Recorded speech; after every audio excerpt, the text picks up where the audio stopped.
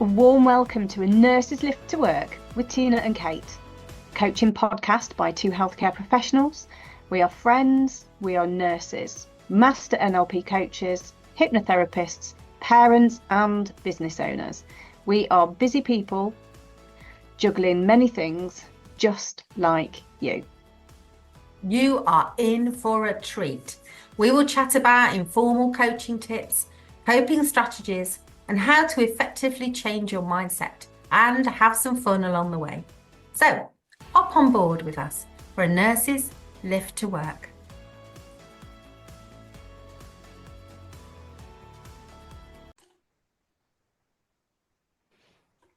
Hello and welcome to A Nurse's Lift to Work. This is Tina. And I'm Kate. How are we doing today, Tina? We're doing okay, and we're going to talk today about effective handover. Ooh. Good topic. Yes. This is a good topic. Comes up a lot. And through the eons of time, imagine in your heads, I'm floating through time to the beginning of nursing. Yeah. It's always been talked about. How can we make this thing called handover like punchy, effective, get the information we need, give the information people need? Well, I think where we need to start is what handover actually is. Because we talk about it a lot, don't we? In handover, I need to hand over. But what do we actually mean? And essentially, it's the giving of information about a patient to someone else. In its simplest terms, that's what it is, isn't it? And we do this so that the person who's taken responsibility for that patient, because that's what it's about, isn't it? It's being responsible for the patient, knows what they need to know about that person to enable them to do their job properly and look after the patient effectively. And you'd think it'd be easy, wouldn't you?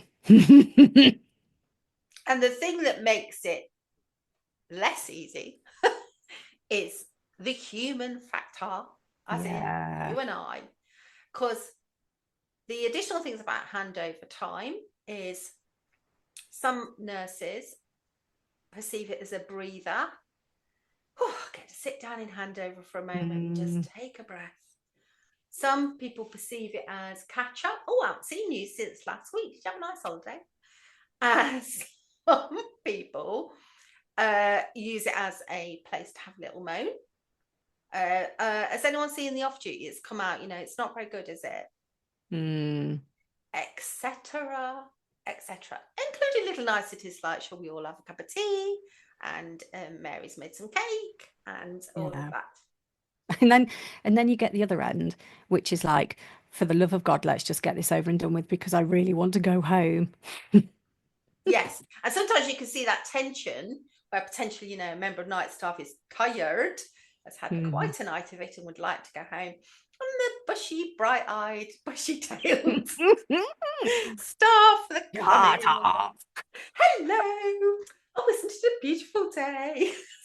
And I know, listeners, I know that you're there going, oh my God, that's so true. And I know that you are picturing all of those times that handover's taken place. And then you've got the other ones when you're handing over to another clinical area instead of your own. And you're there and you're going, oh God, I don't know anything about this patient. Oh God. And you have handover situations where you're handing over to another clinician or a set of other clinicians. Maybe nurses are handing over to therapists who've come along later, or a medic has appeared. Although I think nowadays with electronic communications, and lots of organisations have electronic records and electronic messaging. What I've been told is you might see your medical colleagues less on a ward because you can message them that you want them to change a prescription or you think that's a good decision, and they will review it online and they won't necessarily come where you are with the patient. Yeah. So I know, or Tina and I, we both know that what you want to know is how to do your handovers quickly and efficiently giving all the information that needs to be given.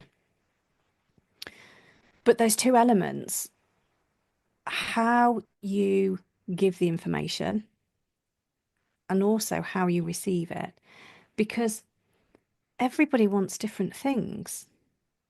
Everybody wants different amounts of information. It's finding that happy balance, which means that you're not there for 20 minutes handing over one patient. Yes. So the things to consider are as follows. Is handover going to have part one, part two? So part one is handing over the information, receiving the information.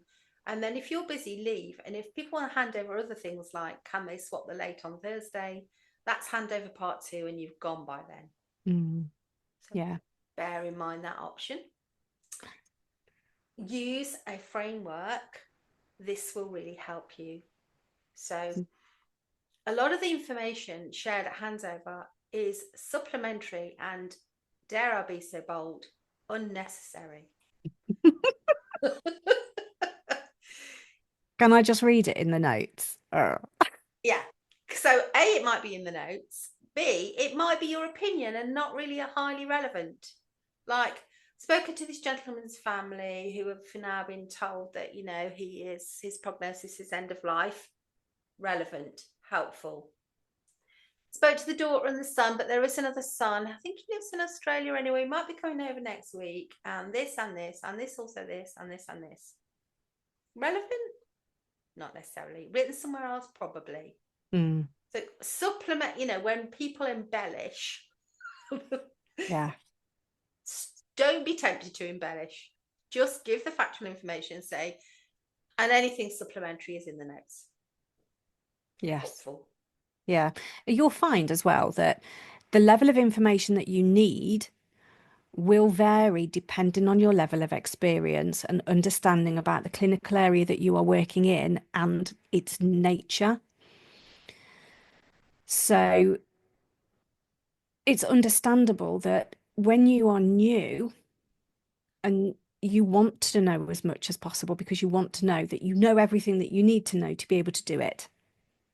And that changes the more knowledge that you've got, because you've got that, you know, because you know stuff already and what links to what and how things work.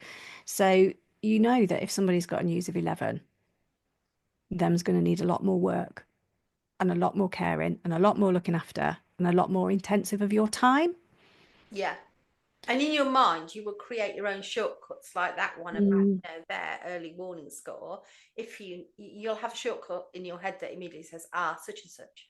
And when you know your conditions, you'll think, Parkinson's, such and such. Yes, I know what that means. But the other factor, Kate, is continuity. And if you think, listener, to your own behaviour, what you would be like in a handover after a week's holiday, what you would be like in a handover if you've actually worked the last 3 shifts. Yeah. Oh, and like, hands up, who does not love handing over to the same person that you took handover from? Oh my, that's every nurse's dream, isn't it? Because you can shortcut so much. You can say, what's different since the last time I was here? And you can go, nothing.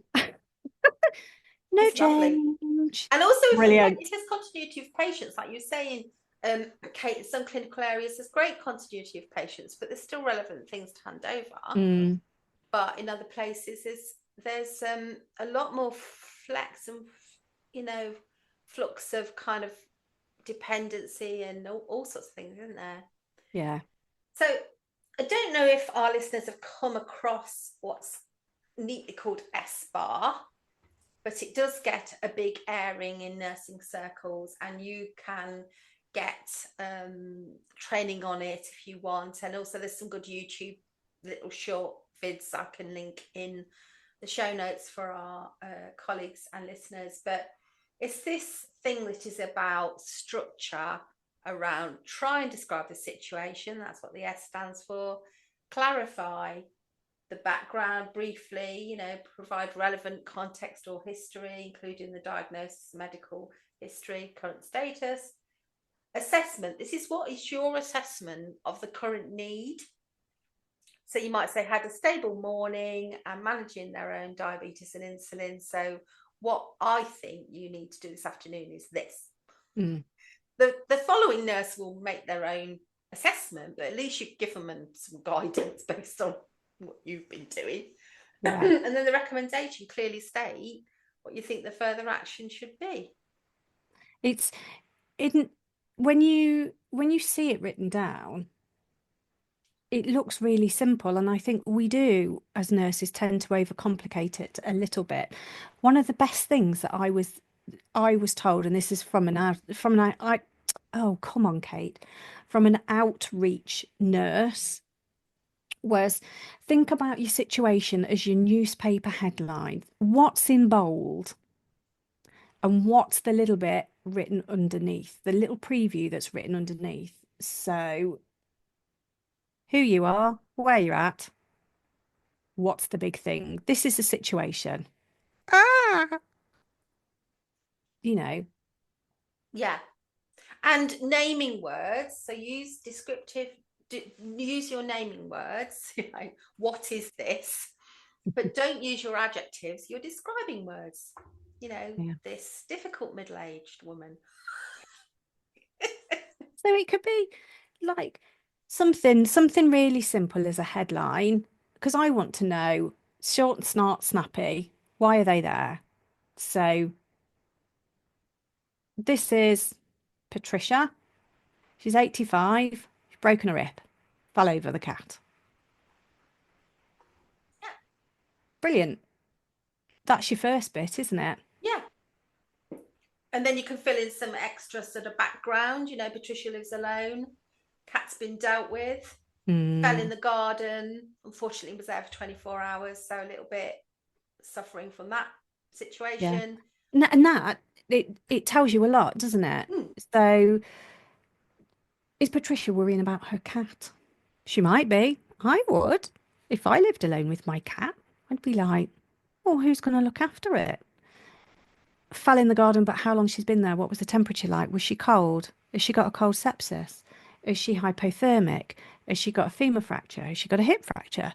These are all kind of bits and bobs that can float through your mind. Obviously, I'm coming at this almost from an A&E point of view, because that's my background and that's where my head automatically goes. But I would be dissimilar as a gerontological nurse. I'd be thinking things like hydration and nutrition, social support, as in I'd already be thinking like, how are we post fixing the hip going to be getting her somewhere else? Yeah. And I'd be thinking of cognition, and like you, we'd probably be really going through similar thought patterns. And then we move on to background. Obviously, if you're calling a clinician because you're worried about a patient, the clinician needs to know the observations, they need to know the news score, and they need to know why you're calling.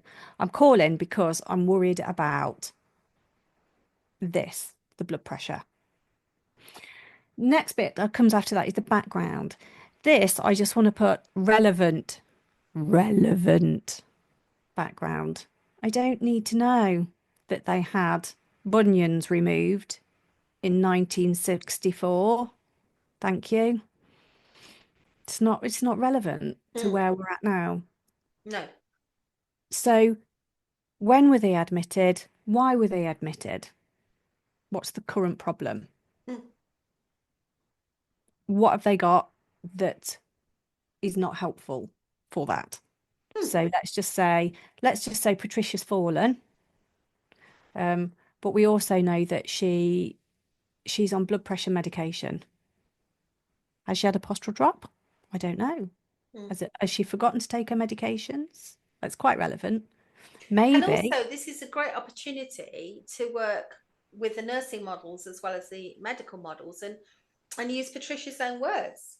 So, you know, it's strong to use patients' own words. So you might say, Patricia says herself she felt very dizzy in rising quickly from weeding a flower bed when she then fell over.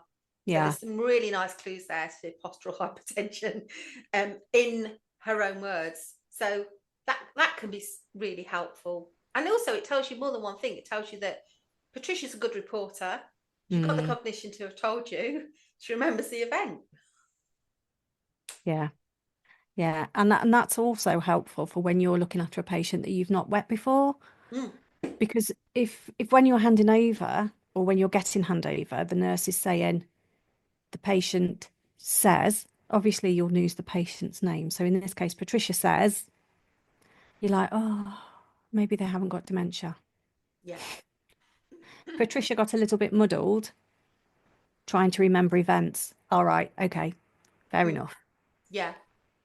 And interesting things like wider than this discussion about like using a framework, so try and use a framework, is to think about how much time you're talking for. We used to have a big kind of ward round equivalent when we used to have what was called the MDT, multidisciplinary team meeting. Everybody used to discuss everybody. And this is a true story, Kate. I bought a timer in a kitchen shop. It just happened to be a chicken. And I would put the chicken on, for 5 minutes. And that's the most time you got to discuss somebody. And when the chicken went off, I'd say, do we need more chicken or are we done here? Can we move on? Oh, Tina, just when I think I can't possibly love you anymore. Yeah. So I would recommend to teams that they get a timer. The other thing that I've done in the past is I have taped handover. Now, this is potentially slightly controversial. I've done that when I was working in Australia. Yeah, but they it used is a really dictaphone. powerful. So you've got somebody doing an odd shaped shift, like an 11 till 7. You might have that in your unit or in your team where you work. So basically, you don't have to do another handover for poor old Tina that came on at 11. So tape the handover. And then she can listen to it when she comes in. And there might still be some things that have happened since like the last few hours, but nevertheless, she'll get the big gist of it. Also, the MDTs can listen to that handover. There's loads of time savers. What happened when I used to do this is it made the nurses really succinct. Yeah. Because they were being taped. They didn't like it at first. They were like, oh, it's really awkward. Well, forget it's there. But it did make people be more succinct, because if you know you're being recorded in what really fundamentally is a professional conversation at work, you do tend to stick to the subject. Yeah.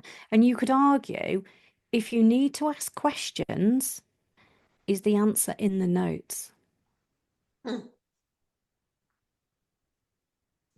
Or are you going to handover part 3 for me, if there's these 2 other parts I've talked about, is when you physically walk around all the patients.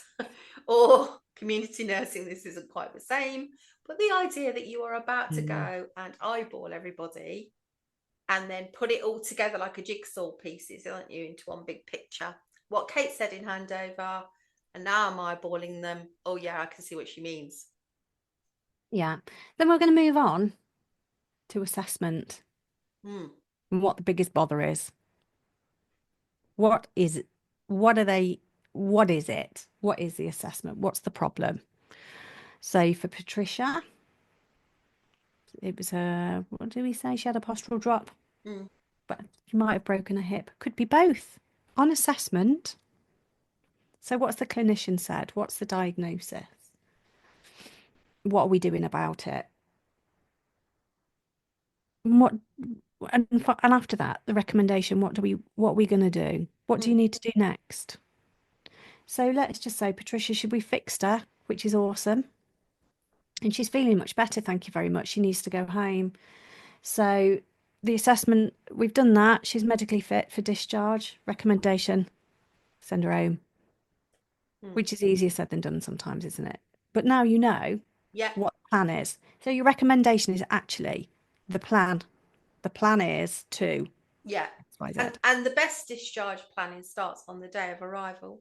Setting the expectation with the family that once medically fit and also well enough in other ways to go home, that is the plan that will be made. And I cannot stress that enough. Plan for discharge from the minute they arrive.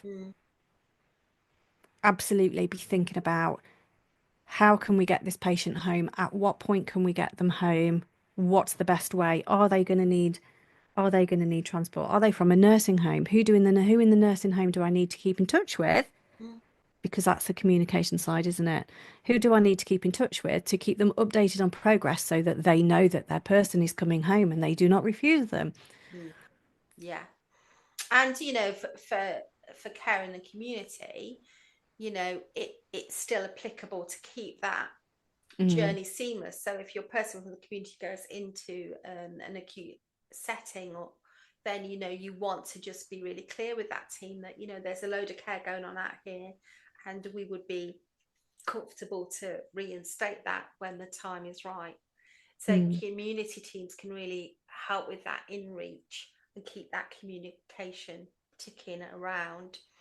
And handover often in the community might not be at the start of the day.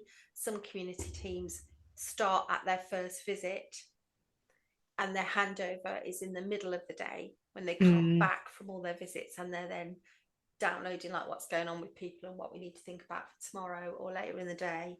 So, you know, they could take different formats, but, you know, really just try and stick to a format. Yeah, you will find your way, you will find your feet. If people are finding it challenging, which when you're new to doing something, it can feel a little bit alien. Like, there's loads and loads of examples on how to do an SBAR handover on places like YouTube. Use them. Listen to what other people say. Find out what you like and follow that. Follow that. Yeah. I'm not going to lie, though, there have been occasions when a nurse has just looked at me and a blank. And I'm like, okay, is there anybody I need to worry about? Yes or no? No. Right, go home. I will read the notes. Because you could argue, what's the point in trying to get information out of somebody who's just stopped functioning? And we have all been there when you've come to the end of your shift and nope has just happened. You're like, nope. Nope. Yeah. And I was once an agency nurse years ago, went into a nursing home, care home, was handed the keys in the foyer, and the nurse said, "I'm so sorry, I have to go. My son's in A&E with my husband. He's had some accident playing rugby. Oh no. I need to go." And I was like, "You do need to go. Just go." She handed me the keys. I'd never been in this building before. I was like, let's try and find a healthcare assistant. Because I was the only registrant in the building, and I was like, okay, what am I going to do now?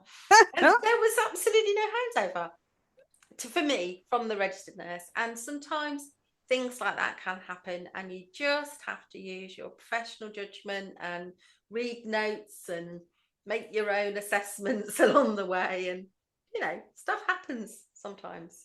So I guess the point Kate and I are making is, if you can survive and do a really effective job in scenarios where you might have had little or no assessment and handover, then you don't need a long, protracted, hour-long handover. No. And on that note, we're going to disappear, aren't we, Tina? We are. And we're going to put all those bits and bobs in the show notes. And if you have any top tips yourself, then please do share, and we will pass them on to the rest of our listeners. I've been Tina. And I've been Kate. And you've been listening to A Nurse's Lift to Work.